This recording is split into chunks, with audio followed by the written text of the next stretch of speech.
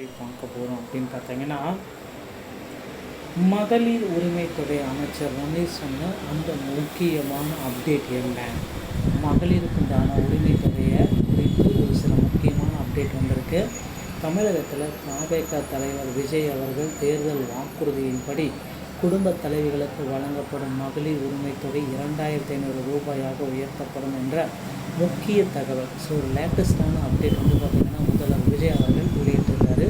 So என்ன அந்த update, யாருக்கு இந்த மகளிர் உரிமை தொகையுடைய அப்டேட் கிடைக்கும், யாரெல்லாம் புதிய விண்ணப்பத்திற்கு தயாராகி கொள்ளலாம் என்பதை பற்றின ஒரு முழுமையான அப்டேட்டை தான் இந்த ஒரு வீடியோவின் வாயிலாக நம்ம பார்க்குறப்போ. ஸோ என்னுடைய சேனலை முதல் முறையாக பார்க்குறீங்க அப்படின்னா மறக்காமல் ஒரு சப்ஸ்கிரைப் பட்டனில் கிளிக் பண்ணிச்சுக்கோங்க. ஸோ முதல்வர் விஜய் அவர்கள் பார்த்திங்கன்னா இதுவரையில் வாங்கியிருந்தாலும் சரி வாங்காதவர்களுக்கும் சரி இந்த திட்டத்தை தொடங்கும் பொழுது அதில் அனைவரு பெயர்களும் இடம்பட்டு விடும் அப்படின்றத குறிப்பிட்டு சொல்லியிருக்காரு. தமிழகம் முழுவதுமே அனைத்து குடும்பங்களுக்கும் குடும்ப தலைவிகளுக்கும் மாதம் 2500 அப்படின்ற ஒரு மகளிருடைய உரிமை தொகை அப்படின்ற திட்டத்தை தொடங்கியிருக்காங்க. இந்த திட்டம் ஜூலை 15ஆம் தேதி முதல் ஆக்ட் ஆகும்.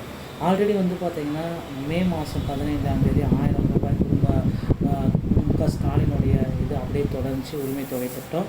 ஜூன் மாதமும் அதை அப்படியே ஆட் பண்ணி அதை வர வச்சாங்க. ஸோ வரக்கூடிய ஜூலை 15ஆம் தேதி உங்கள் அக்கௌண்ட்டில் 2500 ரூபாய் கிரெடிட் ஆகுதுங்க.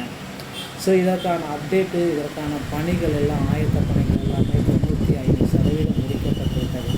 குறிப்பாக இதில் 60 வயதுக்கு உட்பட்ட பெண்மணிகளுக்கு 2500, 60 வயதுக்கு மேலே இருக்கிற பெண் மகளிருக்கு பார்த்திங்கன்னா 3000 ரூபாயும் வழங்கப்படுவது. ஓகேங்களா?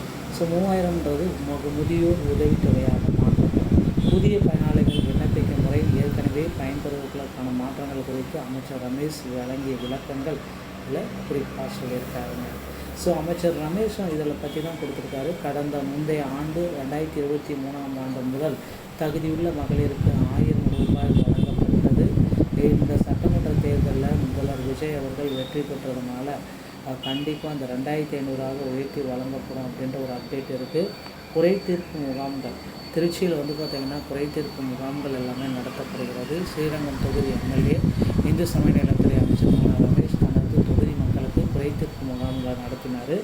அதில் பார்த்திங்கன்னா மகளிர் உரிமை தொகை திட்டத்தை முதலமைச்சர் கையெழுத்திட்டு தொடங்கும் பொழுது நிச்சயம் உங்கள் அனைத்து பெயர்களும் உரிமை தொகை பெற்றவர்களின் பெயர்கள் உட்பட அனைத்து குடும்பத் தலைவர்களின் பெயரும் அந்த திட்டத்தின் கீழ் வந்துவிடும்.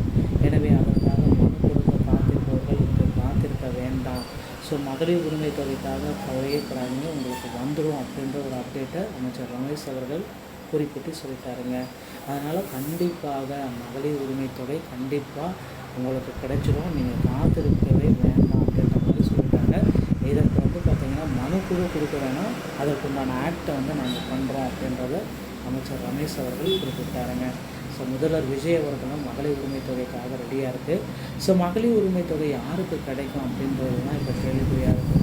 ஸோ எல்பிஹெச்சி, பிஹெச்சி, ஏஏஒய் இந்த வகையான ரேஷன் கார்டை வச்சுருக்கவங்களுக்கு நிச்சயமாக கிடைக்கும். அதே மாதிரி தமிழக மகளிருக்கு மட்டும்தான் இது கிடைக்கும், மற்ற மாநிலங்களில் இருக்கிறவங்களுக்கு இது கிடைக்காது. ஓகேங்களா? ஸோ ரேஷன் கார்டு, ஆதார் எண், பேங்க் அக்கௌண்ட் எல்லாமே சரியாக கொடுத்துறவங்களுக்கு மட்டும்தான் இது கிடைக்கும், தவறான எண்கள் கொடுத்தா கிடைக்காது. ஸோ மகளிர் உரிமை தொகை பெறுவதற்குண்டான அப்டேட்டு, புதிய விண்ணப்பங்கள் எல்லாமே விரைவில் தயார் நிலையில் இருக்குது. இதற்கான புது அப்டேட் வந்த உடனே நான் உங்களுக்கு அப்டேட் பண்ணுறேன். ஸோ இந்த மாதிரி தகவல்களை நீங்கள் உடனுக்குடன் தர நீங்கள் நம்முடைய சேனலோடு இணைந்திருங்க. ஜூலை 15ஆம் தேதி உங்கள் அக்கௌண்ட்டில் 2500